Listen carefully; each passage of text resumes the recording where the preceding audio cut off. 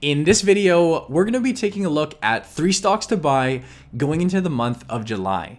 We're first going to highlight a tech stock that's in a really cool industry. Following that, we'll take a look at a Canadian stock that you've probably never heard about before. And to finish things off, we'll talk about a stock that I actually just added to my portfolio. It's a big US retailer.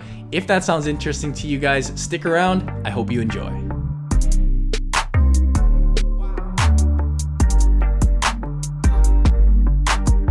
What is going on, you guys? Welcome back to another video. If you're new here, my name is Brandon. We post a video every week, so make sure you hit that subscribe button and also hit the bell for notifications. If you're looking to learn more about investing in the stock market, you can also check out our Investing Academy. Take a look at our membership group and our course. That's that first link down in the description below. But getting right on into the video today, the first stock that we're going to be highlighting is a company called Booking Holdings. The ticker here is BKN. And Booking Holdings is actually the largest online travel agency by revenue. They're the parent company that owns sites like Booking.com, Priceline's one that you probably heard about, Agoda.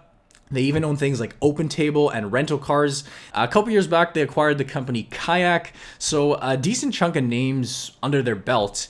And why I came across this stock, or what got me thinking about this stock, was a couple weeks back now. I was actually going through the airport and I was just like looking around. I was looking around at how busy it was and how many people there were just going to their flights. And it kind of got me thinking, like, you know, I paid a few $100s to $1,000 for my ticket. I'm thinking, so did that guy and so did that girl.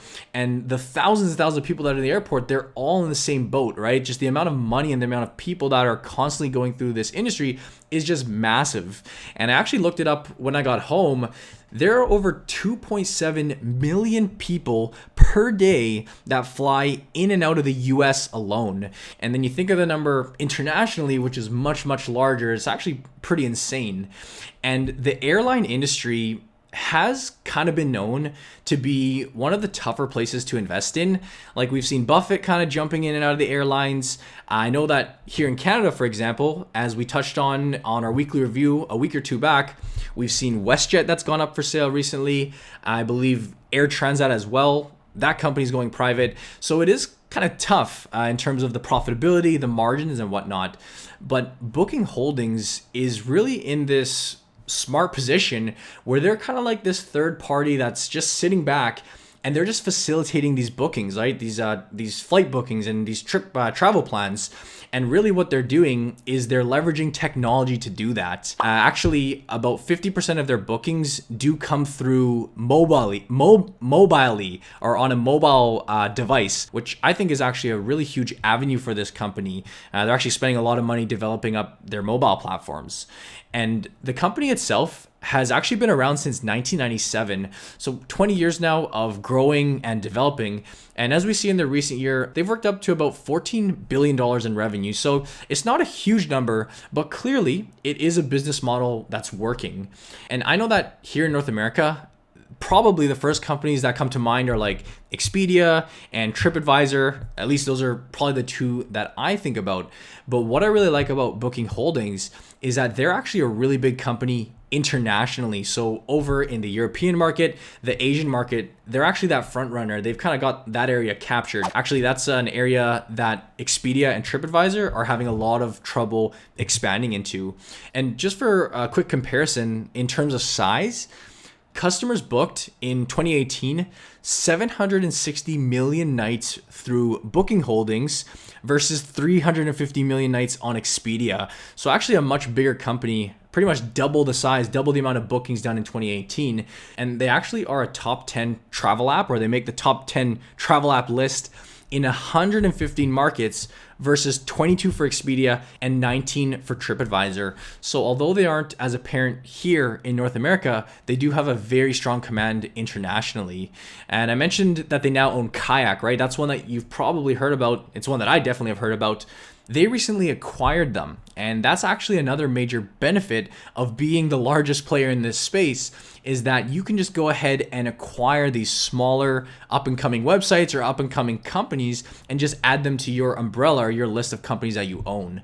And here's a little list here of some of the acquisitions that they've made just over the past decade. We're seeing actually quite recently, Fair Harbor in April of 2018, Momondo Group, a couple of these I've never heard about, but you get the gist of it.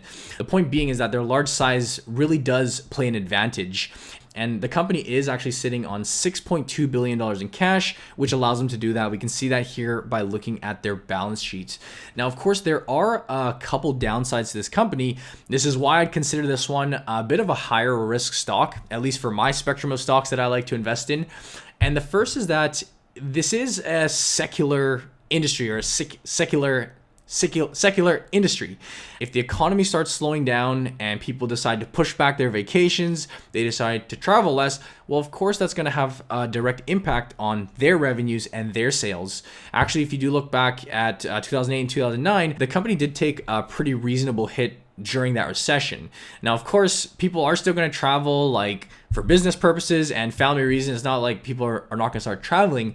But what I think is really cool and how this company can kind of combat that is that because they're so spread out internationally, sure, the US or the Canadian the US or Canadian economy may be slowing down, but over in China or over in Europe, that's not necessarily the case. So I think that does kind of set them a bit aside from a company like Expedia or TripAdvisor, which is predominantly here in North America. Now, secondly, on top of that, as I was going out and doing my research, I actually found out that they may face some potential competition from the big boys, okay? So I'm talking here the Amazons, the Facebooks, and the Googles. These are companies that have not yet dove into this space, but because they have these massive networks already built up, if they do decide to kind of take a dive into the online travel agency space and start facilitating these bookings, that could cause a pretty serious threat because of those massive and commanding networks that they already have built up.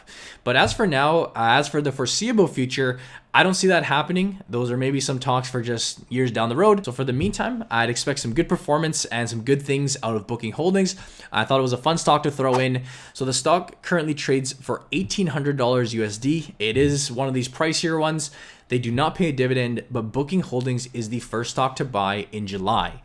Now, moving on to the second stock for today's video, it's a Canadian company called Nutrien. The ticker here is NTR. It's actually the largest agricultural retailer in the world.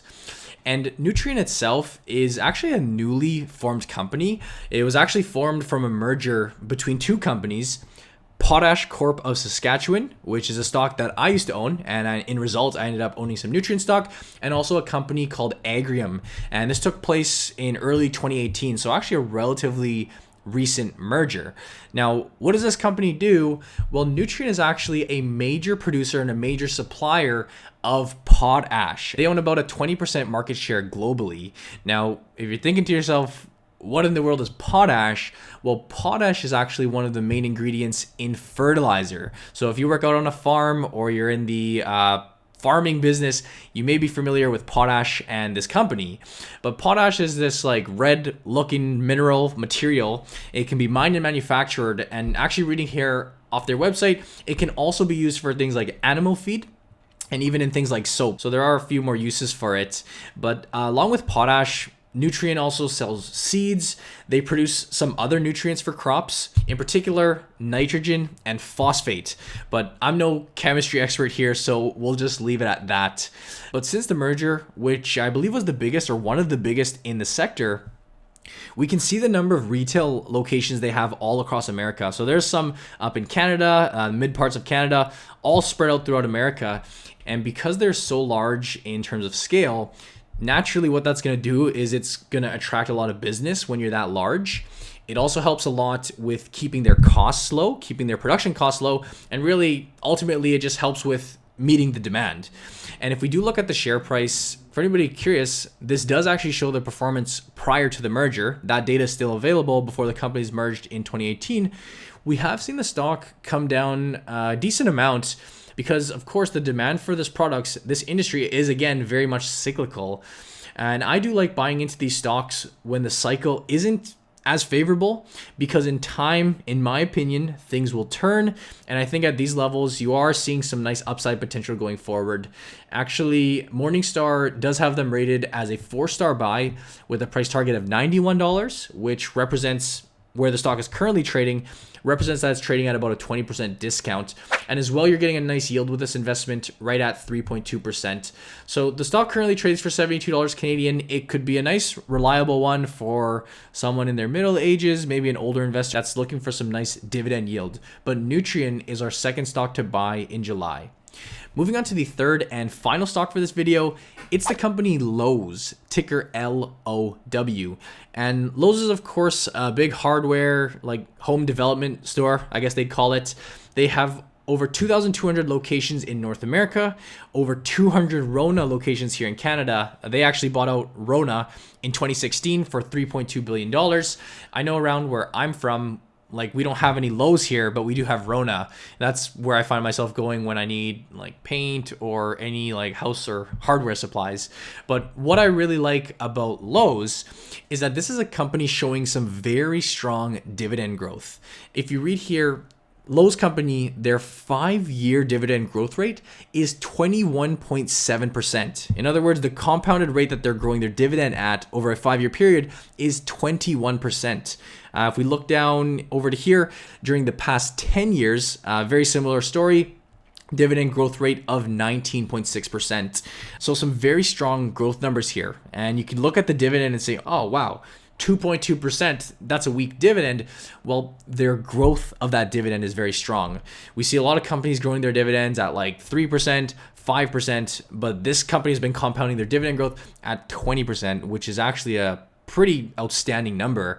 If you're willing to buy this stock and hold it for a 10, 20, 30-year period, as those dividends increase, the yield that you're pulling in on your investment is actually going to be pretty impressive. And Lowe's is a company that would be considered to have a wide moat.